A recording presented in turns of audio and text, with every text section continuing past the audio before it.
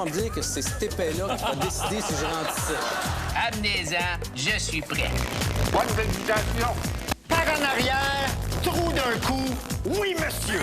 La Bible dit que tous les chrétiens se retrouveront après leur mort.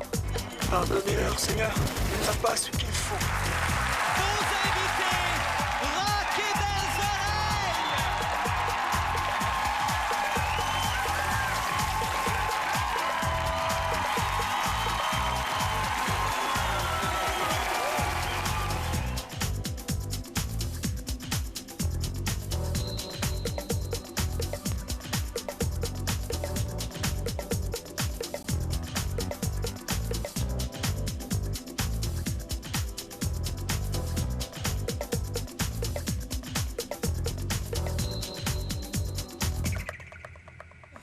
Messieurs, bonsoir, bienvenue. Bonsoir. Vous avez fait de la scène dans votre carrière à plusieurs occasions, de spectacles, bêtes de scène. Il y avait eu la tournée mondiale des cégeps way back then. À partir du moment où 4 saisons vous ouvrent ses portes, c'est quand même autre chose en termes d'impact que ce que vous aviez connu avant. Ben oui, mais c'est grâce à la télévision. En fait, quand tu deviens populaire, c'est pas toi qui décides que tu vas être populaire. Et quand tu as une opportunité comme un nouveau poste de télé qui s'ouvre, c'est ça qui a peut-être sauvé la vie de Rock et Belle Probablement, Soleil. oui. Ça faisait 4 ans, on faisait de la radio, des spectacles. On était connus, mais pas tant que ça. Prolonger la vie, pas sauver la vie. Prolonger la vie. On 4 n'a jamais, saisons. on n'a jamais été très, très carriériste. C'est d'année en année, on dit « Ah, tiens, il y a un nouveau projet, on va continuer. » Mais si on n'avait pas été à 4 saisons, on aurait arrêté ça. On aurait probablement arrêté ça. Je me suis pas senti sauvé par 4 saisons. Je me suis senti prolongé. Bien, il y en a qui disent qu'on a sauvé 4 saisons.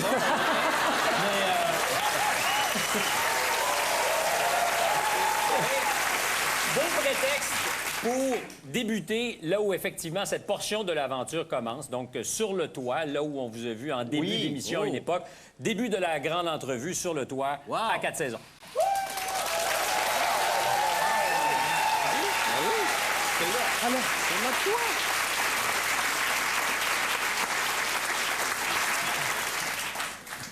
Il n'y aurait possiblement pas eu de RBO à ce moment-là, au-delà de 85, 86, 7, si TQS n'avait pas été là? Bien, comme il n'y en aurait pas eu au-delà de 83, 84, si C'est quoi n'avait pas été là, nous autres, comme Yves le disait tantôt, nous, c'est vraiment d'année en année, puis de projet en projet, qu'on prolongeait notre collaboration. Ça s'est toujours fait comme ça. Mais ça a été une opportunité.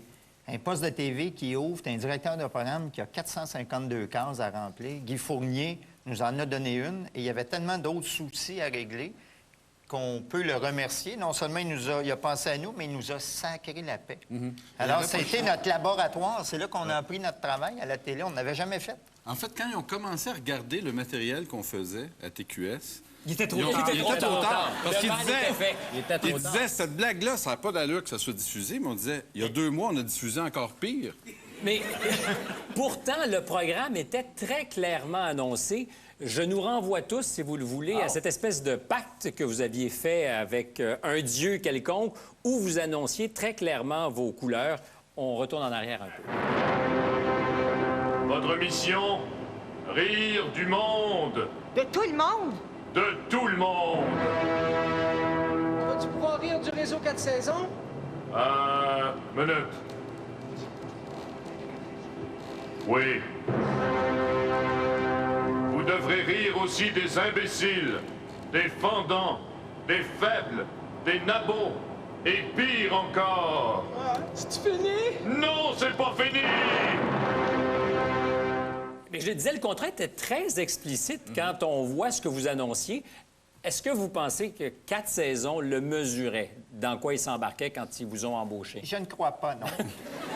On a eu une chance que très peu d'émissions de télé ont maintenant. C'est qu'on a eu la chance de commencer en n'ayant pas nécessairement tous les journalistes qui regardent les premières émissions tout le temps. Nos premières émissions, oui, il y a quelques critiques qu'ils ont vues, mais on a eu dans une certaine mesure, la paix. On a eu le temps de faire nos gaffes. Moi, j'ai revu récemment nos premières émissions. J'ai fait des transferts DVD chez nous.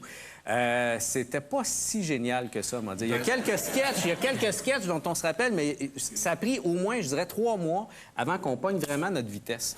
La télévision, à partir du moment où on vous donne cette plateforme, elle est puissante. C'est aussi pour vous l'occasion de revenir, et vous l'avez fait très bien, sur des séries que vous avez aimées. Enfin, rire de la télévision, ça devient une de vos grandes forces. Vous faites ça avec pas grand-chose, si on compare à ce que sont des budgets de télévision. Il y a bien du carton dans le décor. Ouais. Oui. Puis à nos débuts, bien, on récupérait des prothèses qui venaient de l'Opéra de Montréal, des faux nez qui avaient été portés par des chanteurs d'opéra des milliers de fois, puis on nous collait dans le visage. Anecdote, on tourne lancer compte, on fait snap puis bourdonne. Je dois interpréter le Marc Gagnon. On dit « Ah, il a le nez un petit peu rond ». J'ai le choix entre 2 prothèses, un petit nez comme ça ou une grosse patate, tu sais, comme de clown. Je dis, ça va être celle-là. Donc, c'est pour ça que j'avais une espèce de grosse ampoule dans le visage. Il te l'a jamais pardonné. Il en parle encore. À un moment donné, il a dit, hey, j'ai-tu un gros nez? Bien, Snap puis Bourdonne, c'est un classique. C'est certainement dans les parodies télévisées une de celles qui a eu le plus d'impact. T'as quelque chose à nous montrer, hein? Bien, c'est-à-dire que ce qui m'intéresse, c'est qu'à un moment donné, vous avez eu des stools. Des gens qui étaient suffisamment fans pour vous alimenter en matériel avant que vous fassiez les parodies. Oui. Alors, effectivement... Lancez compte 2, on a eu des cassettes qui venaient du montage avant que ça passe à la télé. Extrait de Snap puis Bourdonne, et on en parle. C'est gentil, Marc, d'être venu me chercher. C'est rien, Suzy. Tu sais, je me suis dit qu'à cette heure que ton chum était mort, on pourrait peut-être se le mettre à fourrer ensemble. Tu sais, ça va tellement vite dans cette série-là. Hey, toi, arrête, Marc Gagnon. À cette heure-là, je suis un grand mannequin à Paris, OK? Fait que lâche-moi tranquille. Mannequin. Pourquoi pas lectrice de nouvelles à la TV française, tant qu'à y être? Ouais? Pourquoi pas, hein? Pourquoi pas? Marina Orsini, que j'ai croisée d'ailleurs à cette époque-là. Et mais il me regardait avec un drôle d'air, comme ça, elle comprenait pas pourquoi c'était moi qui l'imitais. Est-ce que c'est une décision collégiale, genre, Bruno, Marina, c'est tout à fait toi, ou ça s'improvise? Ça sent la lecture de texte. Oui, la lecture de texte. Bruno a dû arriver avec une scène qu'il avait écrite avec Marina dedans. Il l'a lu, on dit, ça va être ça. Il prenait cette voix-là. Oui, hey, toi, là, Marc Gagnon, là, commence pas! Quelle imitation incroyable! Oui, exactement. Et ça n'a strictement aucun rapport avec une ressemblance que vous voyez entre vous. Physiquement, ça sonne pas comme la fille, mais il y a quelque chose qui nous rappelle quand même la fille. Êtes-vous bon public entre vous? Relativement, mais on n'est pas complaisant. Puis on a des goûts très différents. Alors, quand tout le monde aime un sketch, il y a une bonne chance que c'est un sketch qui fonctionne. Mais le deuxième public, c'est l'équipe de production. Et c'est arrivé qu'il y a des sketchs qu'on aimait beaucoup entre nous. Et on a lu ça à l'équipe de production et il y a eu une espèce de silence. Et on a réalisé que le sketch, il était pas bon, il n'était pas à la hauteur. Alors, c'est bien important d'être à l'écoute. Et surtout, on s'est beaucoup critiqué entre nous, mais de façon constructive. On reprenait les textes, on essayait toujours de les améliorer. Eh bien, bonjour amateurs de mini-golf et bienvenue au 16e de finale de la Ligue Montréal Métro-Richelieu, section Saint-Léonard, directement du mini-golf Boulevard. Vous êtes en compagnie de votre humble serviteur, Danny Legros, ainsi que de mon analyste, Ben Bigra, ex-aspirant numéro 3, section La Prairie. Merci, Danny. C'est tout un match qui se dispute aujourd'hui entre les 2 frères Bolduc, c'est-à-dire Gary Bolduc et Danny Boulette. Et on est présentement au 13e trou, la canisse. Oui, Danny, il s'agit d'éviter une grosse canisse en métal. Et Gary se prépare. Oui. Il embrasse son pentacle, fait son chemin de croix. Un joueur très superstitieux. Il semble prêt. Ça semble bon? Ça semble très bon. Trou d'un trou! À son premier essai. Ce gars-là, il y a un poteur à la place du cerveau. Guy est un grand fan de l'émission Minipot. Oui. Il m'appelait chez moi pour me dire « Hey, sais-tu ce qui commence, l'émission de Minipot? » Écoute... Mais moi, Serge Leminx, là, je le trouve plus drôle et plus intéressant que Danny Legros et Ben Bigra. Mais en regardant ça, je me dis... Il a déjà dit « Par en arrière, trou d'un coup, oui, monsieur! » Ça s'écrit pas. À la TV, là, ça, tu peux pas être plus drôle que ça. La réalité dépasse la fiction. Mais j'allais dire, à la radio, tu peux faire un certain kilométrage avec des personnages comme ça, mais à la télévision, c'est ouf! C'est notre premier sketch télé, ça. C'est le premier sketch qu'on a tourné. Qu'on a tourné. On l'a vu dans Bonjour la police, quand on le faisait à la radio, on en avait écrit un paquet d'épisodes, puis ça n'a pas marché tant que ça. Dès qu'on l'a fait à la télé, et qu'on les a vus, on a mis Rex aussi dans le plan. Tout d'un coup, parce qu'à Rex, à la radio, il n'y avait pas la même personnalité. Bonjour la police! Bonjour la police! Bonjour la police! Alors aujourd'hui, à Bonjour la police, et tous les jours alentours, c'est comme le temps des fêtes, tous les gens sont en réjouissance, et on va profiter de cette période incroyable pour accueillir un bonhomme que je trouve très sympathique, c'est le très sous-lieutenant caporal Bousquet, qui est responsable de la faculté affaiblie de la communauté urbaine de Montréal, je crois. C'est cela. C'est ça. Alors, je te l'ai déjà dit, bonjour la police, je ne répondrai pas d'autre. Il est arrivé à une étape où il voulait faire un disque de chansons et je chante affreusement mal. Donc, j'avais... Aussi, ça veut rien dire. Oui. Mais toi, t'osais quand même. Lui, il était conscient. Oui.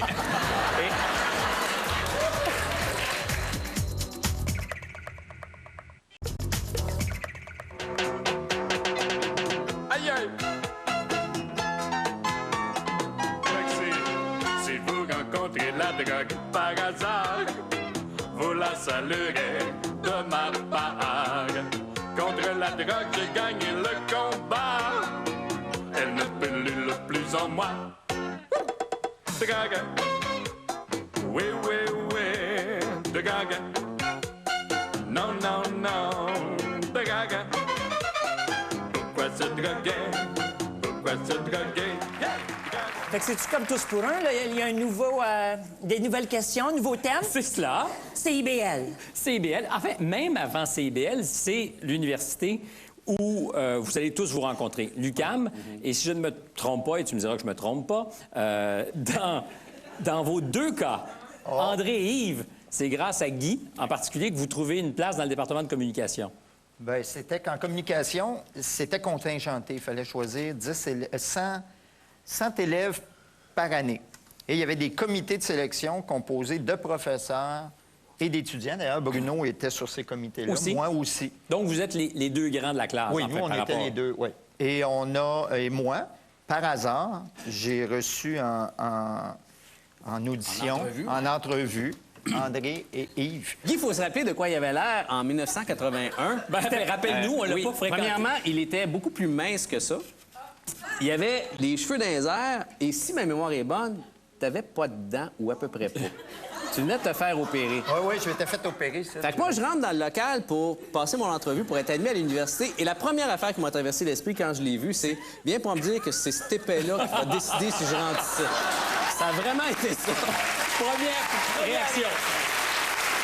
Moi, la première fois que j'ai vu Yves, c'était à l'inscription à la première année. Et j'ai regardé cette espèce de chose filiforme avec des cheveux très longs, la peau très, très, très pâle. Il y avait un nez qui émergeait de deux oreilles en pointe. Et parfaitement imberbe. Et la seule question que je me posais, c'est est-ce que c'est un gars ou une fille? L'histoire nous a expliqué que c'est un gars, finalement. Oui, finalement, c'est un gars. Mais tu disais aussi, si c'est un gars, pauvre lui, puis c'est une fille... Pauvre elle. Pauvre elle. Est-ce que... Dans les deux cas, c'était pas très avantageux. Est-ce que pour vous, je dirais quasi instantanément, il est évident qu'il se passe quelque chose quand vous travaillez ensemble? Moyen, hein? Ben, on a du fun, non, on a du fun, mais on n'est pas seul. C'est-à-dire que oui, il y a nous quatre, il y a Richard qui est là, et il y a... Écoute, je sais pas combien de personnes du module de communication. Si ça vous tente de venir faire un tour vendredi, si vous avez de quoi à dire, venez-vous-en. C'était vraiment ça. C'était ouvert. C'était très ouvert. Le groupe n'existait pas. C'était une émission de radio avec des collaborateurs plus réguliers que d'autres. À partir du moment où CIBL a commencé à faire des radiotons, puis ils nous ont demandé de faire une émission en direct, puis là, on a décidé, on va se costumer pour faire les sketchs. On dirait que ça a un petit peu comme cristallisé les réguliers dans une performance scénique. Puis là, je pense que le groupe est peut-être né là. À partir du moment où on s'est vraiment préparé, on doit avoir un public devant nous. Là. On a eu une fausse popularité de départ avec les médias parce que dans notre groupe, il y avait Richard Z. Serrois qui est l'être le plus gentil au monde. Est-ce qu'on l'invite à se joindre? Oui, oui! Richard Z. Oui!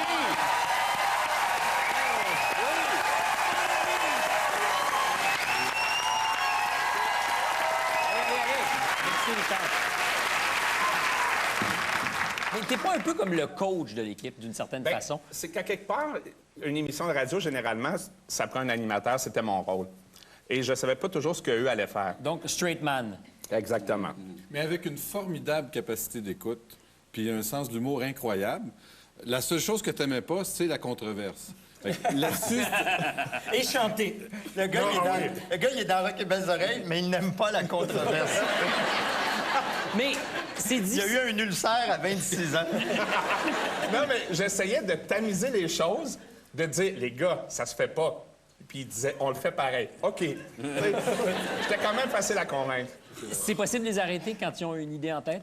Quand ça fait rire la majorité, on le fait, point final.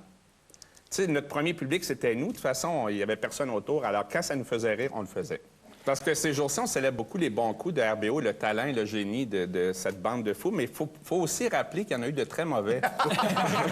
Non, mais c'est vrai. L'avantage d'avoir pris un peu de distance. Non, c'est vrai. On a fait, et ça a été écrit dans les journaux et dit par des producteurs et des gens de radio, le plus mauvais show dans l'histoire du Québec en première partie d'Offenbach au Vélodrome olympique. Et de Luba. Oui, Luba et Offenbach, on était avant eux. C'était dans le cadre... personnes. Et c'était vraiment minable. Ah, mais il y a un patron de radio qui avait pensé à nous, à C'est quoi à ce moment-là, et qui nous a dit des années plus tard, on avait pensé à vous, mais comme c'est le show le plus mauvais qu'on a vu dans l'histoire du spectacle au Québec, notre carrière a été retardée un petit peu. Et en France, à la même époque, on a été faire une tournée radio et une tournée de show qui ont mal marché, mais on a gagné un premier prix dans un concours de radio à La Rochelle où on représentait le Québec. Parce qu'en radio, on était rendu... En radio, on était rendu pas si pire. Nos shows de radio allaient bien en France, mais pas nos shows sur scène. À partir de quand commencez-vous à faire suffisamment de vagues ici? Je pensais que tu allais dire d'argent. Et peut-être d'argent, pour qu'on dise, eux... c'est là, c'est en France. Quoi, La deuxième fois qu'on est allé en France. On gagne un prix. On gagne un prix. Il y a une manchette de journaux l'agence aussi. France Presse, publiée dans la presse, 3 lignes. Louise Cousineau, qui fait la chronique radio, reprend ça.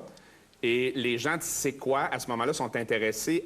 Ils veulent savoir pourquoi que des Québécois gagnent un premier prix de radio en France alors qu'on n'est pas à leur antenne, par exemple. Et là, pour la première fois, on a commencé à gagner notre vie en faisant ça. On a commencé 1 an à la fois à se dire, bon, maintenant, c'est notre travail. C'est plus juste du déconnage pour se payer des voyages en France. Est-ce que vous êtes différent à partir du moment où vous savez que c'est sérieux? Bien, Richard passe de sérieux à très sérieux. Comment arrives-tu à la conclusion que, pour toi, RBO, c'est plus, disons, ta zone de confort? Bien, dans le premier show, j'étais très Richard, confortable. réponds bien parce que je pense qu'il va te sacrer de voir. Ça ressemble à une dernière question. Alors, je vais prendre mon temps, Stéphane.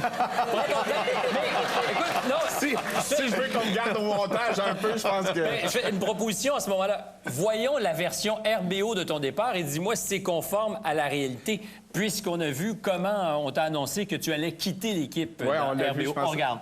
Depuis combien d'années qu'on collabore ensemble? 6 ans et demi. Ah, 6 ans et 2 trimestres, plus exactement.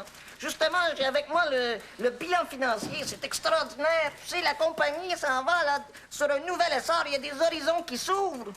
Et tu sais, là, c'est toi, là, mon loyal et fidèle Richard, là. Je suis fier de t'avoir à mes côtés parce que j'ai de très grands projets pour toi. Tu sais, hein, t'as toujours été mon homme de confiance, hein? Eh bien, je vais te confier quelque chose. Édouard. C'est cruel. C'est hallucinant, mais c'est super bon. C'est effrayant. Non, ça s'est pas passé comme ça. Écoute, on faisait Non, des j'espère spectacles. que ça Non, s'est non, pas mais passé. on faisait de la télé, on faisait de plus en plus de personnages, on chantait, puis Richard se sentait de moins en moins à l'aise dans... Il y a 2 raisons. La première raison, c'est bon, la construction du show radio et du premier show, il y avait un personnage animateur MC. Il est arrivé à une étape où il voulait faire un disque de chansons et je chante affreusement mal. Oh, donc moi aussi, ça veut rien dire. Oui. Mais toi, t'osais quand même. Lui, il était conscient. Oui. Et première chose, j'avais pas le goût de chanter du tout. Je voulais rester animateur, donc animateur radio-télé, ce que j'ai fait encore par la suite. Et l'autre raison, je me sentais pas comédien du tout. Et je les regardais, je me disais, ça n'a pas sais, ça n'a juste pas de bon sens. Je veux dire, j'ai même été en nomination aux Gémeaux comme comédien de l'année. C'est la plus grande erreur de l'histoire de ce gars-là. Mais il faisait des personnages de femmes, de filles. De plus en plus, j'avais pas le goût de me déguiser. Une femme avec une moustache, on n'a jamais vu ça quand même. Ça s'est déjà vu. Alors, la première raison, c'était chanson. Deuxième, des personnages. Puis, c'est ça. J'étais plus à l'aise là-dedans. Merci beaucoup, Richard Z. Ça fait plaisir. Ça fait plaisir. Si Jacques n'avait pas été là depuis 10 ans, par exemple, il n'y aurait pas eu tous ces documentaires-là, tous ces DVT-là, tous ces retours-là. On n'aurait probablement pas, je pense que c'est lui un peu qui a magouillé pour qu'on finisse par faire le bye-bye, pour nous mettre ça dans l'ordre du jour. Puis d'un coup, on se rendait compte qu'on était en train de parler de ça, alors que ça ne tentait pas personne. C'est une meeting qui disait bye-bye, bye-bye. Pendant 50 ans, qu'est-ce qu'il veut? Pourquoi il dit tout le temps ça? Avant, il disait au revoir. Les gens me demandent toujours, tu manges-tu vraiment ça pour vrai? Gros dégueulasse. Et la réponse est évidemment... Oui! Non. Et c'est là, cher public en délire, que vous intervenez. Oh! Madame Popcorn! Bonjour, madame. Bonjour. C'est quoi votre prénom? Thérèse, enchanté, moi, c'est chef. Alors, Thérèse, je vous invite à dégoûter cette succulente tourlouche. À partir du moment où ça devient un travail, que vous devenez des professionnels, il y a des gens qui se joignent à vous, qui ont un impact important. Moi, je pense entre autres à Louis Saya, à partir du moment où vous avez voulu faire de la scène. Oui. Alors, vous allez chercher un professionnel qui est capable de vous dire vos 4 vérités, d'une certaine façon. Exactement. C'est exactement à ça qu'il a servi Louis Saya. Et en plus, il est intimidant et pas facilement intimidable. Alors, parce que nous, quand on se présentait 4 ou 5 en face de quelqu'un, en général, il était un peu sur ses freins. Puis Louis, il disait, ça, c'est pas bon. Puis là, je disais, oui, c'est bon. Puis il fais-les. Essaye-les ce soir. Puis là, on le faisait. C'est ça que je t'ai dit. C'est pas bon. C'est pas comme ça qu'il faut le faire. Moi, je te dirais, ça a été on aimait ça comme on avait. Moi, je te disais, ça a été un personnage déterminant. À partir du moment où il était impliqué dans notre projet de création en tant que metteur en scène, moi, c'est là où j'ai pris ma décision. Je continue avec le groupe. Il ne peut pas être avec nous, mais a accepté de nous parler pour nous raconter ce qu'il pensait de vous lorsqu'il vous a rencontré la première fois. Louis Saya. J'ai pas voulu les casser, mais j'ai voulu surtout leur mettre une méthode de travail, plutôt. Ils n'avaient aucune méthode de travail pour le spectacle, parce qu'ils faisaient de la radio. Mais là, ils voulaient faire un spectacle. Ils avaient fait un showcase au Club Soda, dans le temps qu'il était sur la rue Avenue du Parc, sur l'avenue du Parc. Et le showcase avait été un bide total, parce qu'ils laissaient les micros partout sur la scène. Ils ne savaient pas quoi faire avec rien. Donc, il y avait des numéros musicaux, comme Ça rend rap. Et là, ils se retrouvaient avec les micros, un là, un là, un là. Ils parlaient, des fois, même pas devant le public. Ils parlaient sur le côté, parce que c'était une scène un peu élisabéthaine, avec 3 côtés. Alors, ils ne savaient plus de quel côté regarder. Alors, ils n'avaient eu aucun contrôle après ce showcase. Mais après, j'ai commencé à travailler avec eux. Et là, je me suis aperçu que quand même, c'était... Disons, chaque individu est un assez bon ego, mais les 5 ensemble, ça devient un ego surdimensionné. Alors, tu t'attaques vraiment à un monstre d'ego. C'est pas qu'ils le sentent, mais il fallait avoir soit confiance en soi ou être inconscient pour les prendre. J'étais plutôt du deuxième âge inconscient, mais ça s'est bien passé parce que c'est des gens intelligents. C'est des bourreaux de peur.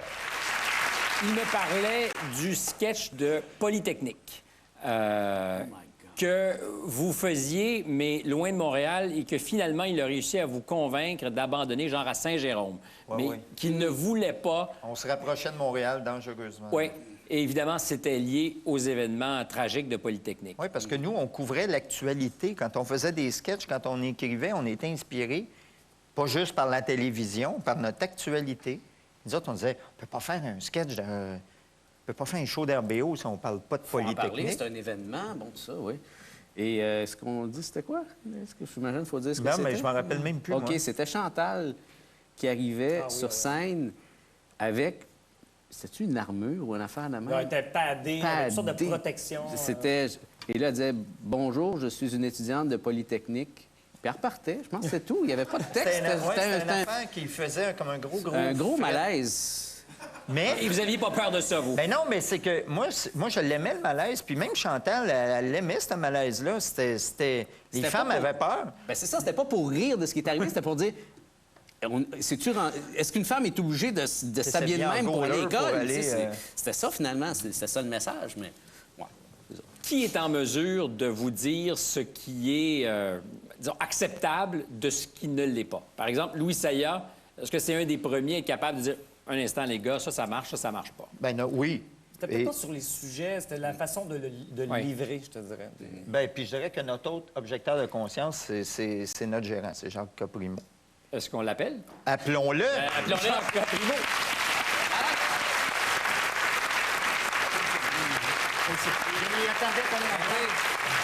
Monsieur Grimaud, difficile que de les encadrer? Moi, j'ai présidé la DISC, j'ai fait plusieurs conseils d'administration dans ma vie. C'est le plus difficile. Mais c'est en même temps le plus stimulant et le plus agréable. Pourquoi le plus difficile? Parce qu'ils ont des têtes de cochon ou parce qu'en général, de toute façon, leur vision est la bonne? Ouais, pourquoi? Ouais. Ça m'étonne, Stéphane, que tu poses la question parce que déjà, après un certain temps, les quatre en face de soi, je pense qu'on comprend assez vite qu'est-ce qui est intimidant chez ces quatre-là. C'est l'esprit. Oui. C'est que c'est pas quatre individus comme un groupe qui... J'ai compris très rapidement que c'était beaucoup mieux d'essayer de faire passer une idée en y allant un par un ou deux par deux que les quatre ensemble. Diviser pour régner. Ben non, c'était tout simplement d'amener l'idée que finalement, qu'un tel pense que l'idée vient de l'autre et que l'autre finalement... Et il fallait surtout pas que ça vienne de moi. Ils ont beau être durs, c'est des gens très attachants et très fidèles. On a travaillé tous nos disques avec Audiogramme, avec la même compagnie de disques. On a fait tous nos spectacles, toutes nos émissions de télé avec l'équipe Spectra. Ils ont beau être chiens, mais ils ont gardé le même gérant pendant 28 ans. Moi, j'en connais des groupes qui sont très sympathiques. Des noms. Qui ont flushé de gérant 2-3 fois, qu'ils ont repris. Eh bien, Jacques, je ne sais pas si c'est le moment de te C'est qui, voilà? Mais oui. Il voudrait s'adresser à toi. Oui, et c'est ta dernière question.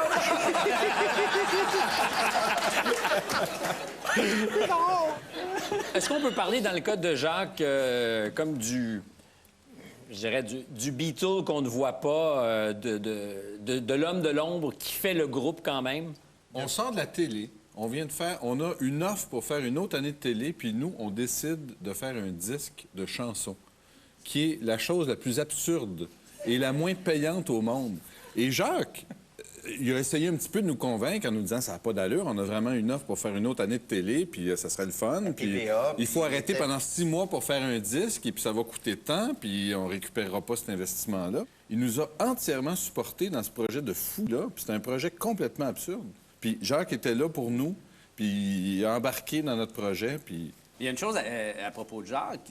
Je dirais que depuis une dizaine d'années, c'est Jacques qui a les idées de ce qu'on fait et de ce qu'on fait pas. Ah c'est ouais? Jacques... Non, mais c'est vrai. Les fameux retours, là. Les fameux retours d'RBO, nous autres, on pense pas à ça. Nous autres, on fait nos affaires, on est dans nos projets. Il paye son loyer, lui. Mais à un moment donné, Jacques arrive et dit « Hey, on pourrait faire une série documentaire à TVA, tatata. » Nous autres, on pense pas à ça. C'est tous nos DVD, là. Ouais, c'est lui. C'est lui, ça.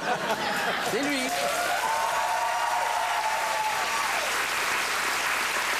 Le parcours aurait été différent sans Jacques Caprimo? Bien, je dirais que Jacques, tout comme Richard, sont deux hommes profondément nostalgiques. Et c'est la mémoire de RBO, parce que nous, comme on est des créateurs, on est toujours dans le projet suivant puis dans le présent. On est dans le présent, jamais dans le passé. Et le gérant, lui, il est tout le temps dans l'avenir, puis il pense au passé aussi. Alors nous, si Jacques n'avait pas été là depuis 10 ans, par exemple, il n'y aurait pas eu tous ces documentaires-là, tous ces DVD-là, tous ces retours-là. On n'aurait probablement pas, je pense que c'est lui un peu qui a magouillé pour qu'on finisse par faire le bye-bye, pour nous mettre ça dans l'ordre du jour. Puis d'un coup, on se rendait compte qu'on était en train de parler de ça alors que ça ne tentait pas personne. On faisait un meeting, il disait bye-bye, bye-bye. Pendant 50 ans, qu'est-ce qu'il veut? Pourquoi il dit tout le temps ça? Avant, il disait au revoir. Alors, on doit remercier Jacques Caprimo si vous êtes encore à l'occasion actif. Tout à fait. Oui, et j'espère que tu n'en profites pas pour le remercier de l'entrevue. C'est tout à fait ce que je fais. Je te remercie. Bye. Merci beaucoup.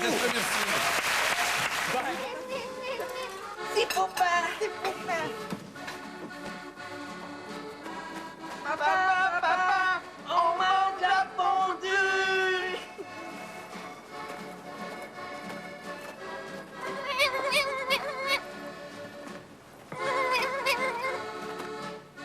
Swiss Night, la fondue suisse pour les croûtons. On fait du ski dans les Alpes, on dévale les pentes des Alpes.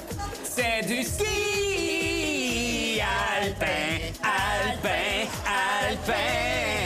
Ouh.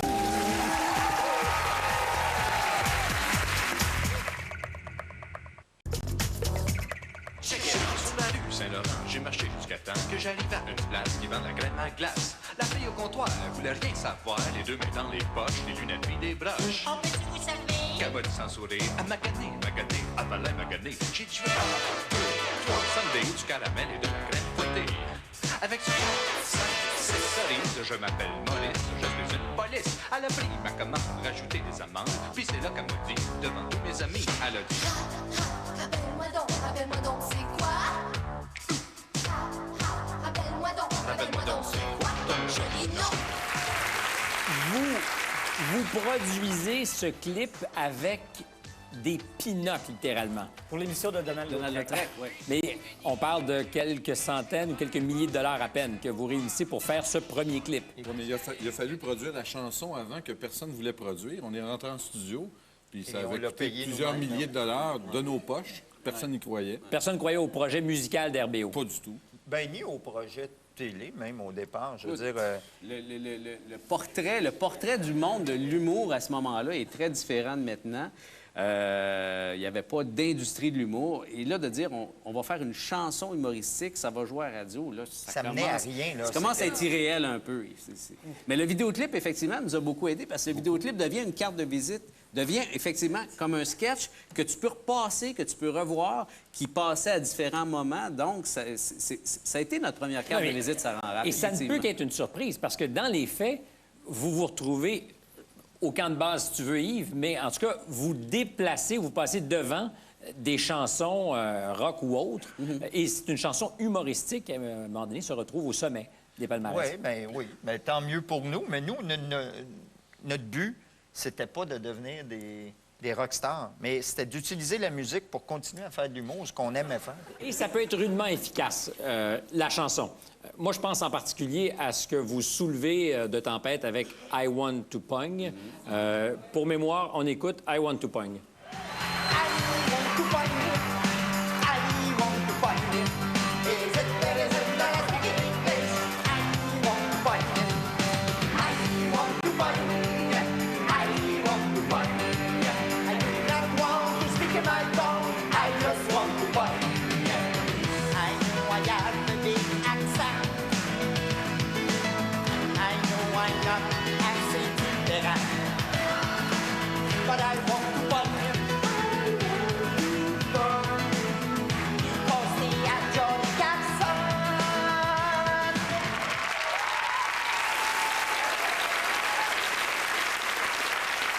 Ça, c'est Christy Chine-là, là. On a eu des marques d'étranglement dans le cou pendant 2 ans de temps. À cause du spectacle? Oui. Il était au milieu, hein? Il se faisait tirer de chaque barre. Et on ne se gênait pas pour tirer. Mais je dirais que c'est probablement de toutes les chansons, celle qui peut-être dérange le plus, parce qu'elle permet de dire des choses qu'on ne dit pas vraiment. Mais le texte vient bien, en tout cas. Pourquoi aller chanter en anglais? J'aimerais ça situer ça historiquement. C'est qu'à ce moment-là, il y a l'émergence de toute une nouvelle musique populaire, mais tous nos chansonniers qui se reconvertissaient, Richard Séguin se coupe les cheveux, Paul Piché se rase la barbe, essaie de séduire les madames. Et là, il y a des gens qui se mettent à chanter en anglais et il y a le vidéoclip, la mise en marché de la musique. Hein, c'est de la mise en marché, spread all over the world. Alors, on réagissait à cette mondialisation en même temps. C'est André qui fait... Oui, non, mais... C'est diffusé sur la télé, là. C'est ça. S'il vous plaît. S'il vous plaît. Est-ce que c'est une chanson à texte? Non, mais avez-vous, quand vous la faites, la volonté de dire il faut qu'on percute et... Qu'on percute. C'était un sujet qui était préoccupant. Puis nous autres, on a essayé de le traiter de façon humoristique, ce qu'on a fait à l'époque. Puis je trouve que le texte vieillit bien, même si le débat s'est transformé.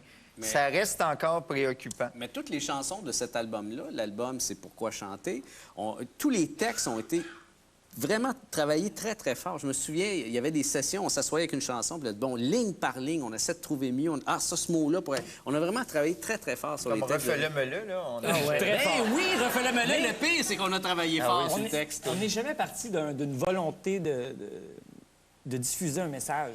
Je pense que c'est né de « I want to pang, I don't want to speak my tongue ». OK? Puis là, c'est drôle, ça sonne bien. Puis là, à un moment donné, la chanson s'est bâtie autour de ça. Mais le fait qu'on l'ait fait à un gala de la disque, c'est peut-être là aussi que cette chanson-là a pris une autre dimension, parce qu'on l'a fait au gala de la disque devant Céline Dion et on l'a chanté à Céline Dion. Et c'est pas pour Céline Dion que cette chanson-là a été composée, pas en toute ça sonne comme de boxe. Associé, évidemment. Ben là, alors que ça sonne comme de boxe, puis Men Without Hats, c'était en pensant à ces groupes-là, puis en faisant une toune que vous l'avez écrite comme ça, parce que la musique qui était de Gaétan Siam et Patrice Dubuc, c'est une bonne toune. S'il y avait des vraies paroles là-dessus, là, ça serait un hit, là, je veux dire, cette chanson-là. Mais ça l'a été pas mal, quand même. Ça l'a été quand même pour une chanson drôle. Mais ce que je veux dire, c'est que c'est ces groupes-là, à la base, qu'on dénonçait, dont on se moquait. Puis on l'a fait à la disque, effectivement, devant Céline. Puis ça a contribué au fait, entre autres, que Céline refuse le trophée et que la disque décide de changer la catégorie pour en inventer une qui était artiste, qui s'exprime dans une autre langue, plutôt que chanteuse anglophone. Puis je pense que maintenant, plus personne ne remet en question le fait que Céline Dion est une chanteuse internationale et qu'elle chante aussi en anglais. Quelle place occupent les bidules dans votre univers? Parce que tout au long de votre carrière, vous avez toujours, mais vraiment, une place... oui, ça, c'était pour se faire plaisir en premier. T'as pas Paul McCartney, là. Il est pas ici, là. Oh non, Stéphane! Oh, yeah, Paul! Yeah, Paul! Quand on a su qu'il était à Halifax, on lui a demandé de rester quelques jours de plus. Non, les bidules, c'est le plaisir pur. Ouais. C'est le plaisir coupable. En spectacle, c'est le numéro, je sais pas pour vous, que j'ai préféré faire soir après soir. C'est le numéro qui me donnait envie de faire le show. Quand on enregistrait les chansons pour les parodies télé, moi, il y a des moments, je me pinçais. Je me disais, je peux pas croire que je suis payé pour faire ça. C'était 4 petits gars qui jouent aux Beatles. Puis on se regardait tout le temps, à chaque soir. Parce que, tu sais, des fois, la tournée, ça peut être pénible. Des fois, tu es malade, puis des fois, tu as la grippe, des fois, tu files pas, puis des fois, tu t'es engueulé avec un ou l'autre. Puis pendant ce numéro-là, on se regardait avec des grands sourires, genre, toujours on gagne bonheur. notre vie en faisant ça. Là. Alors, quelques extraits des bidules à des époques différentes, parce que vous avez pastiché les Beatles à toutes leurs époques. Bien, nos bidules ont eu une carrière presque aussi longue que les Beatles. Presque aussi longue, effectivement. Les bidules.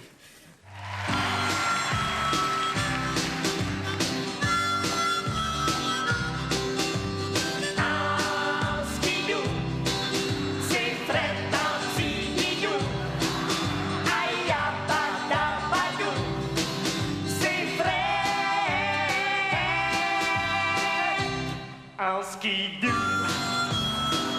brum brum, en skidoo. Le journal à matin.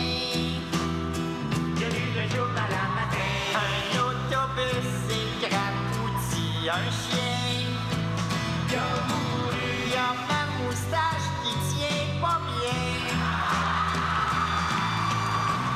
C'est ça qui fait trop chaud.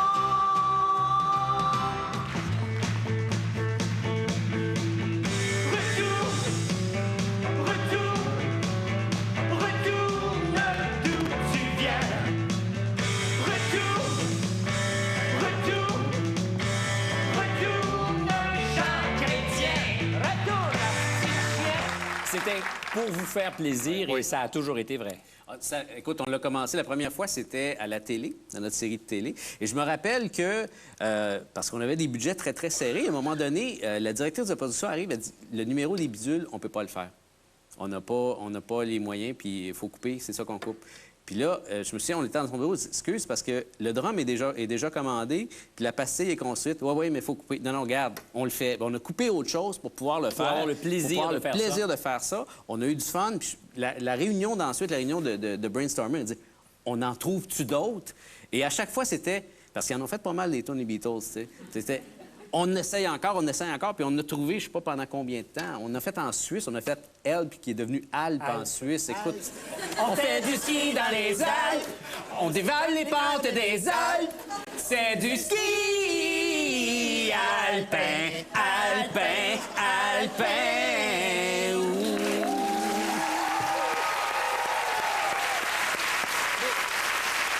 Je vous regarde travailler, ça semble agréable et contagieux. On s'est dit, ma foi, que la meilleure façon de faire un medley bien senti était peut-être d'inviter à l'émission Normand L'Amour, qui chante vos plus grands succès. Oui!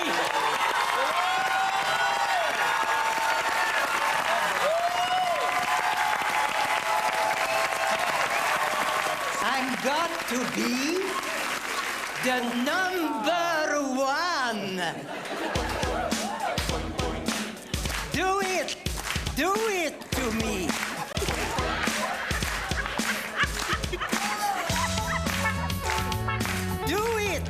Do it to me.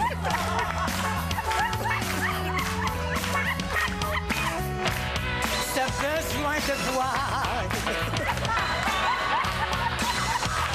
Je sors dans les bars.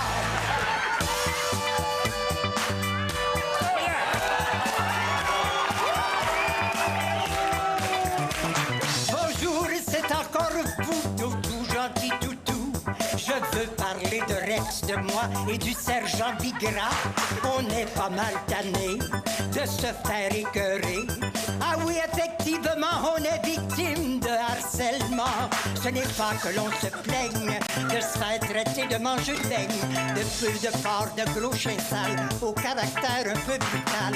À la longue, on s'y bat, parce qu'au fond, c'est un peu vrai. Mais il y a quelque chose qu'on peut pas supporter. Je suis plus capable de l'endurer. C'est de se faire crier. La police, bonjour. La police, bonjour, la police, bonjour, la police.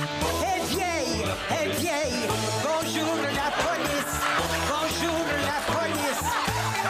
Circulationnez, je vous prie.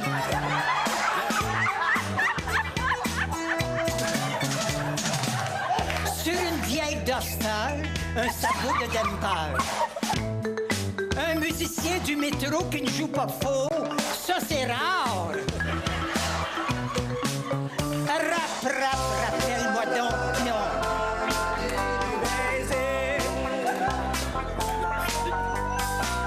Chérie, quand tu m'as, j'oublie mes mots souvent, vous comprenez. J'arrive à 79 ans. Qu'est-ce que vous pouvez que je peux faire? J'ai beau me mettre des mots en avant de moi, mais moi, c'est pas comme ça que je fais. Vous savez, j'ai perdu mon dentier. Un peu plus, je l'échappais à terre. Mais moi, vous savez, c'est l'amour. C'est l'amour. C'est l'amour. C'est l'amour. Je vous aime. Je vous aime. J'ai tout oublié mes mots. Qu'est-ce que vous voulez?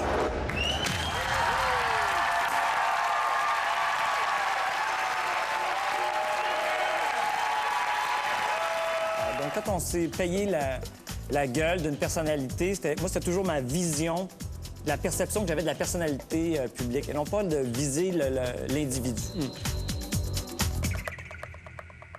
Est-ce plus difficile de se foutre de la gueule de ceux qui contrôlent le magot, c'est-à-dire les annonceurs? C'est plus le problème de notre gérant. Ça change rien. Mais quand on travaille dans un réseau de télévision et qu'on s'attaque aux annonceurs, je pense à l'époque de 4 saisons, mais ensuite aussi Ultramarde, la campagne McDo, il vous est arrivé d'être confronté à la censure? Oui, bien, 4 saisons avaient empêché la rediffusion du sketch sur Ultramarde. si je me rappelle bien. McDo avait fait comme des pressions à 4 saisons pour que ça soit enlevé, mais le directeur de la station, en l'occurrence, Guy Fournier, avait mis ses culottes puis nous avait défendu. Il y avait eu Red Lobster aussi, où on redonnait à la nature le repas qu'on avait ingurgité. Ah oui, il buvait des verres de Pepto-Bismol. Est-ce que vous vous êtes déjà censuré? Bien, oui, très souvent, mais c'était juste parce que nous, on ne trouvait pas ça drôle. Mais parce que quelqu'un faisait pression sur vous? Non. Pense pas. À aucun moment? Pense pas. Moi, je crois que si RBO débutait aujourd'hui, ça serait sur Internet. Oui, absolument. Parce qu'il y a une marge de manœuvre et une liberté d'expression beaucoup plus grande.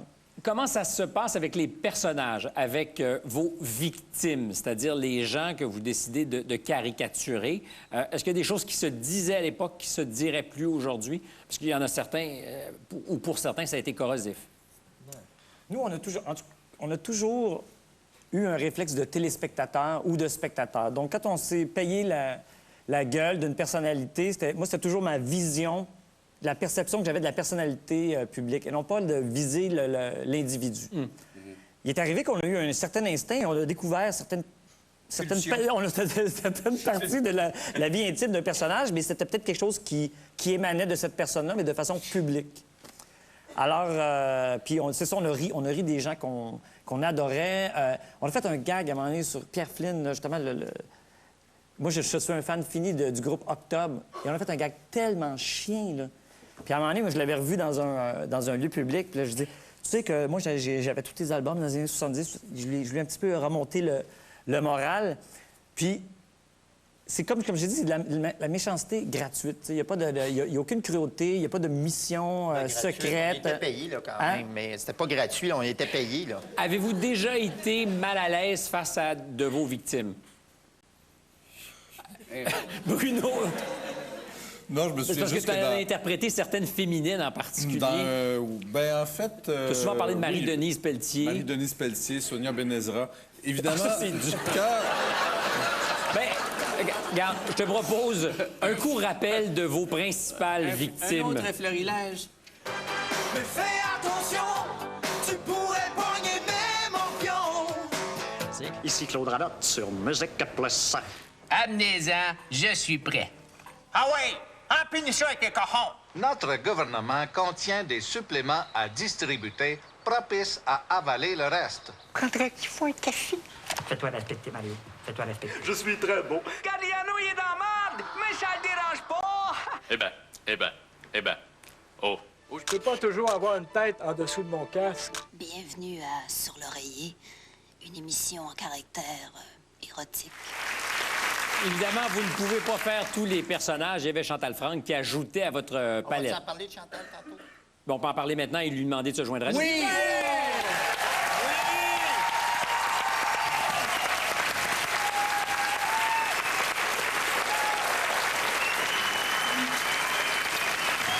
Bravo! C'est pas juste une surprise, c'est un privilège et un must que Chantal soit là. C'est gentil, merci. On a adoré travailler avec cette femme qu'on a fait souffrir, qui devait jouer nos textes, nos personnages, avec sa seule vision féminine face à 4 garçons qui savaient où est-ce qu'ils étaient. Moi, je trouvais que vous aviez assez de vision féminine. Féminine, quand même. Fallait que je me batte pour faire des rôles de filles. Mais Chantal... Ah oui? Parce qu'ils les voulaient tous? Ben, exact. Mais Chantal était magnifique, puis quand on regarde la carrière de RBO, on ne peut passer sous silence son immense contribution.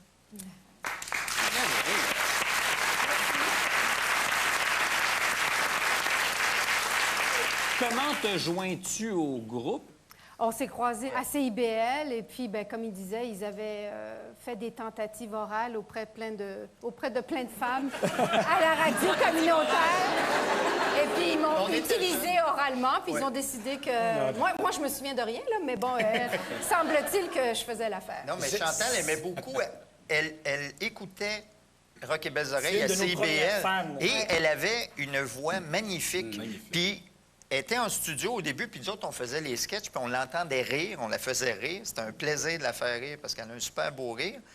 Puis elle avait tellement une belle... Elle avait une voix posée, naturellement. Puis là, très tranquillement, il disait « Chantal, on a besoin d'une fille. Pourrais-tu dire bonjour, monsieur? » Puis là, Je veux dire, elle avait un don infini là-dedans et on ne pouvait plus s'en passer. Quand tu t'attaquais à un personnage, c'était assez systématique, le travail que tu faisais pour arriver à le saisir. Oui, j'essayais, oui. Comment on réussit à saisir effectivement les détails qui font que l'imitation marche? Ce que je faisais, c'est que quand j'enregistrais un personnage, j'écoutais seulement la voix sans regarder l'image. Ensuite, je regardais l'image sans écouter la voix. Et puis, passer cette étape-là, c'est comme si j'essayais de me sentir le personnage, indépendamment de la technique, d'essayer de sentir, je sais pas, d'être Nathalie Petrovski. Puis Nathalie Petrovski, j'ai eu de la misère parce que je l'ai pognée le matin même où on était en studio. Mais même elle a de la misère. Et puis ce que j'ai compris, c'était son débit rapide. Oui, Un contrebandier viole et tue une jeune bergère qui se réincarne en chèvre qui chie de l'or. Alors le seigneur du fief, qui est en réalité, on le saura plus tard, une femme, décide d'envoyer le percepteur d'impôts en flashback. Mais là, je veux pas continuer parce que ça vendrait le punch. Moi non plus, je peux pas raconter la fin parce que j'étais déjà sorti. Bon, on va voir un extrait. C'est la scène du meurtre à la hache. Elle a découvert un truc qui est extraordinaire. Est-ce que je peux le dire, Oh, oui, Chantal? je regardais en accéléré. Elle a regardé en accéléré. Donc, les tics du personnage aussi. Bien, je veux dire, on l'a fait... Par exemple, mes doigts? Par exemple. Bien, regarde, je vais te donner un exemple. Ça, c'est une technique de Chantal. Moi, je l'ai appliquée pour André Boucher. André Boucher, quand elle faisait « Prendrais-tu un petit café? » Elle parlait beaucoup. Ah, c'est tellement comme ça. Mais en accéléré, ça donnait ça comme ça. Alors, moi, ce que j'ai fait, c'est que j'ai continué à parler à sa vitesse normale, mais je disais, ah, mon Dieu. Mais ça, c'est son truc qui fonctionne. Qui fonctionne, mais genre, on l'a fait, là, on l'a usé à la corde. Mais Chantal, on faisait, je sais pas moi, mettons, 5 prises d'un sketch. Ben, elle le faisait de la même façon les 5 fois.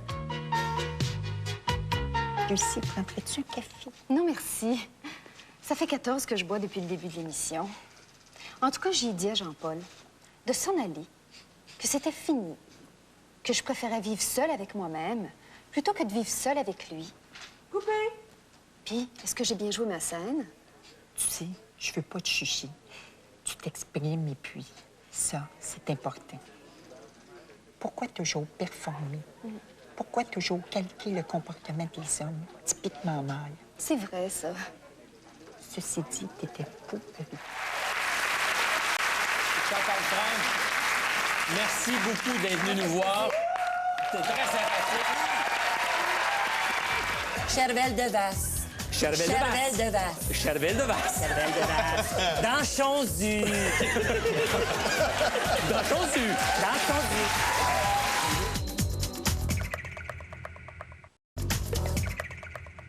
Maintenant, quelle est l'actrice principale du film Le Dernier Métro?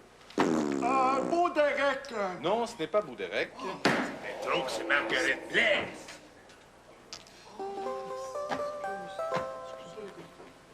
Entrailles-les-Oies. Non, malheureusement, il s'agit de Catherine Deneuve.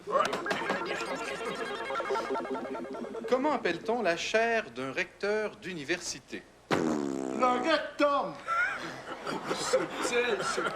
Non, ce n'est pas cela. Il s'agit du rectorat. Hey, réveille, bonhomme. Rectum, c'est en latin, c'ti. Bon, nous allons consulter le juge. Alors, nous vous accordons la réponse. Messieurs, prêts pour le jeu? Je vois que vous maîtrisez. Alors, on a formé une équipe pour vous affronter, des gens qui connaissent évidemment bien votre œuvre. Vous avez vu leur prénom déjà. Alors, j'inviterai le chef de l'équipe, Sylvain Ménard, à entrer avec... Laurent Bossier, ancien recherchiste, Sylvain Ménard,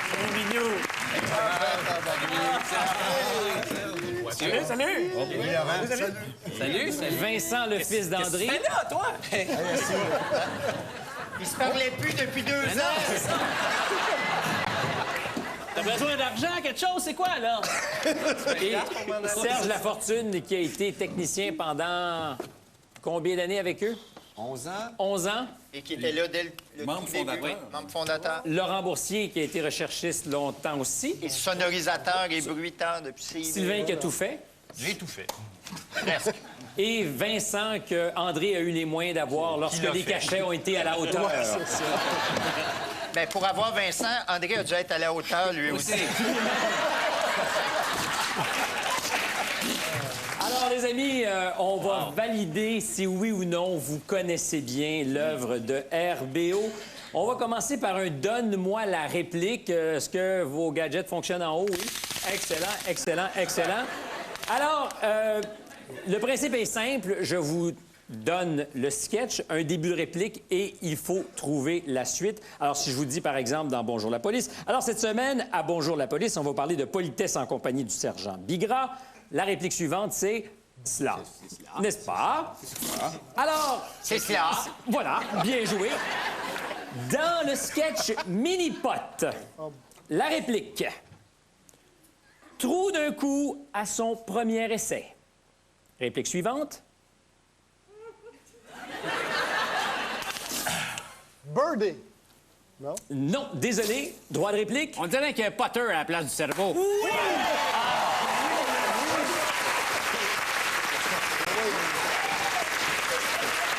Oh, que nous sommes partis. Un point dans le sketch Génie en herbe. Beau Derek. Et voilà, le point de...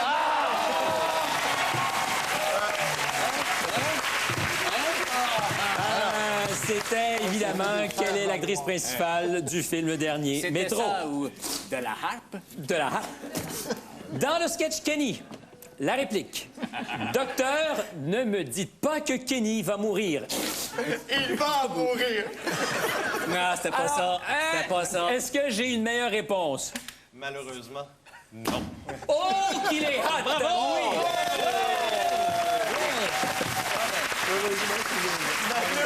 Malheureusement. C'est dans le texte. C'était Guy qui jouait ça aussi. Malheureusement, non. Tu vois comment ça m'a marqué? Dans le sketch apostrophe, un grand classique, quel est le titre du 4e roman de Philippe Tréchian? Je. Oui!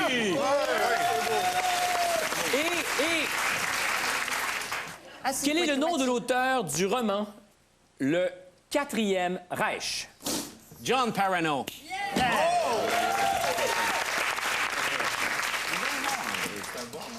On nomme 3 morceaux de viande vendus à la boucherie Cherz.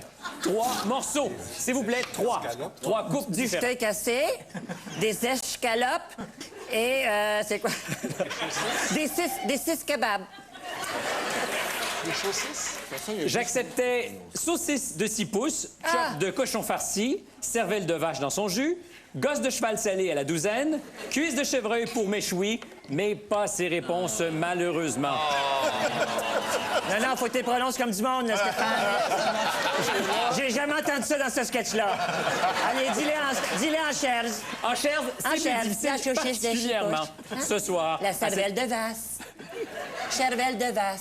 Cervelle de vache. Cervelle de vache. Cervelle de vache. Dans Chonzu.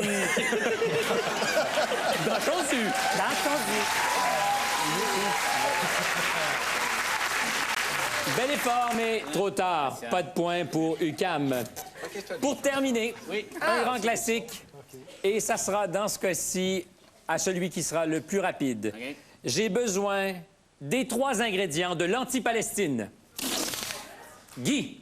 Du Fanatics, de l'Orthodoxe et de l'Astidine.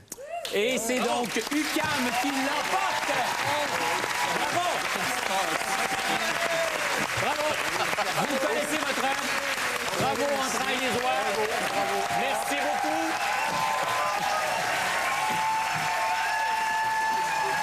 Moi, quand on m'associe à Jeff Fillion, là, je dis « fuck you ». C'est pas du tout la même chose. Jeff Fillion, c'est un polémiste. Nous, on est des humoristes. Nous sommes des humoristes. Nous faisons des blagues. Le 4e Reich, d'après le roman émouvant de John Parano. Répétez après moi. Tabarnak!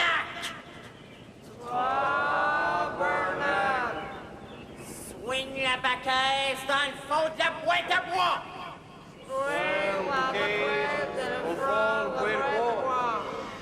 Lui, c'est le commandant Cadorette. Il est chargé de la plus importante mission de sa carrière. Débarrasser le Québec des Anglais. Ils sont riches. Ils ont des grosses cabanes. Ils comprennent les films en anglais. J'ai. Vous êtes-vous jamais vraiment séparés? Parce que officiellement, en 95, vous êtes séparés. Mais vous continuez toujours à travailler ensemble. En fait, on ne s'est pas séparés. On s'est dit, on avait des projets qui n'étaient pas communs. On s'est dit, on va prendre une année sabbatique où on va aller chacun de notre côté. Donc, on avait annoncé ça. On disait, on va prendre un break. Le lendemain, aux nouvelles, ils ont dit, RBO se sépare. Là, je dis, est-ce qu'on contredit l'information? Ben non, on va laisser ça comme ça. Puis à un moment donné, ben, on était séparés comme ça.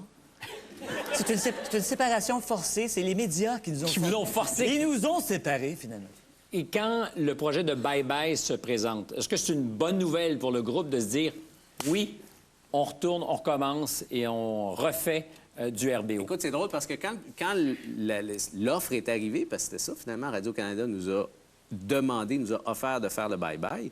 Là, ben, Jacques Primeau nous dit, bon, ben, il faut faire une réunion, il faut en parler. Et on s'est retrouvés, on n'était pas tous là, mais bon, on s'est retrouvés trois des membres du groupe ensemble. Et moi, j'étais convaincu que c'est une réunion qui allait durer longtemps et qu'au bout de la réunion, on se dirait, ben non, on peut pas faire ça, on n'a pas le temps, Je pense que ça a duré 2 minutes.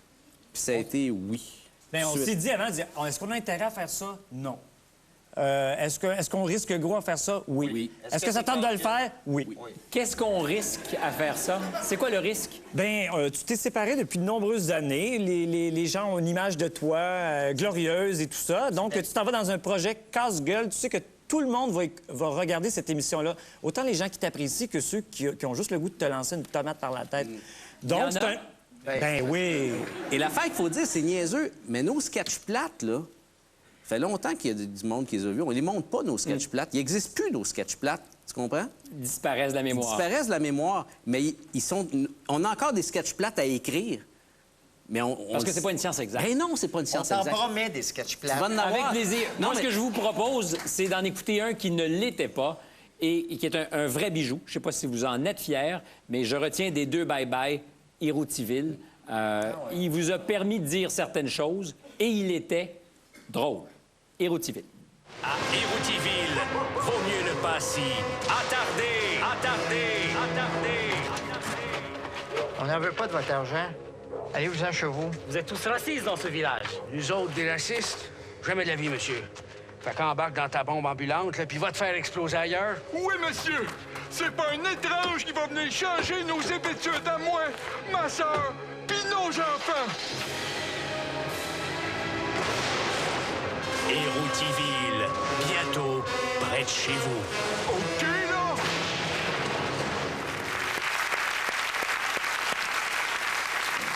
Vous n'avez pas beaucoup fait dans la politique au fil des ans. Plus que les gens pensent. Oui. Je dis pas Non, mais du beaucoup, tout. ben, pas mal même. plus. Il y a quand même eu un spécial politique sur RBO. On en faisait régulièrement. Ça faisait partie de nos sujets de création. Dis corpus. Corpus. Mais partie du corpus. Mais c'était pas toujours ça que les gens retenaient, mais on en a fait des centaines de sketchs politiques. Mais en fait, la règle, c'est que tu peux parler de tout, mais il faut que ça soit drôle. Même quand c'est sérieux comme Héroutiville. Et dans un cas comme celui-là, parce qu'on était vraiment en pleine crise d'accommodement raisonnable, c'est un sujet qui était excessivement touché. L'affaire d'Hérouville, l'affaire des accommodements un peu partout au Québec, c'est un sketch dont on a beaucoup parlé avant même d'écrire la première ligne. On s'est vraiment questionné beaucoup. Qu'est-ce qu'on veut faire? Après avoir écrit le texte, la réalisation, le ton que devait avoir ce sketch-là, autant au niveau de la réalisation, c'est en noir et blanc. Donc, tu as déjà un côté passéiste. Au niveau de l'interprétation, les gens d'Héroutiville, c'est pas des gens agressifs, c'est des gens qui ont peur. Et c'est la comédie vient aussi de ça. Le message aussi, c'est ça. C'était une intolérance ignorante, une espèce de... Donc, c'était... Je pense que c'est ce qu'on avait perçu de cette crise-là, qu'on a mis dans ce sketch-là. Ce sketch-là aurait pu être en couleur, gore, un film d'horreur où on aurait condamné ces gens-là. On les aurait mis « Va-t'en chez vous! » puis gna. Des choses qu'on voit présentement, je trouve, sur les tribunes, puis aussi sur certaines tribunes humoristiques. C'est important ce qu'on dit, c'est important comment qu'on le dit. Et la recette d'RBO, c'est aussi ça. C'est la manière. La manière dont Le on dit les message, choses. comme disait... Le ton des choses. Moi, quand on m'associe à Jeff Fillion, là, je dis « fuck you ». C'est pas du tout la même chose. Jeff Fillion, c'est un polémiste. C'est un gars qui recherche le scandale. C'est un gars qui, sous le chapeau de l'humour, va proférer des insanités. Nous, on est des humoristes. Ça a toujours été dit, nous sommes des humoristes, nous faisons des blagues. Et la façon dont on le fait, le dosage entre nos sketchs provocateurs et ceux qui sont plus consensuels, c'est étudié. C'est ça la différence.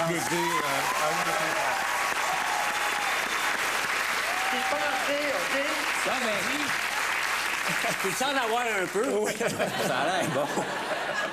Non, mais c'est parce que ces temps-ci, il y a beaucoup de...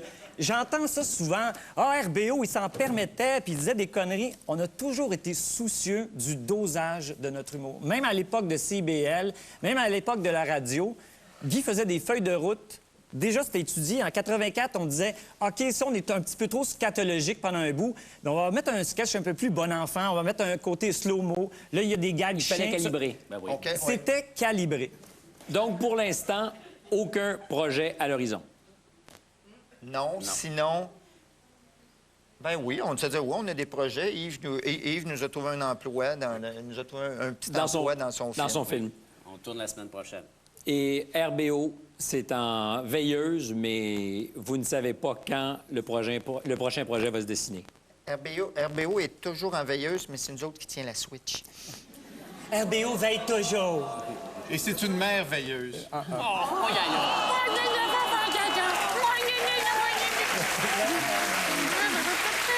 Je laisserai le dernier mot au slow-mo. Merci beaucoup. Merci. Et ne restez pas en veilleuse trop longtemps. On vous aime plutôt actif. Merci. La grande entrevue.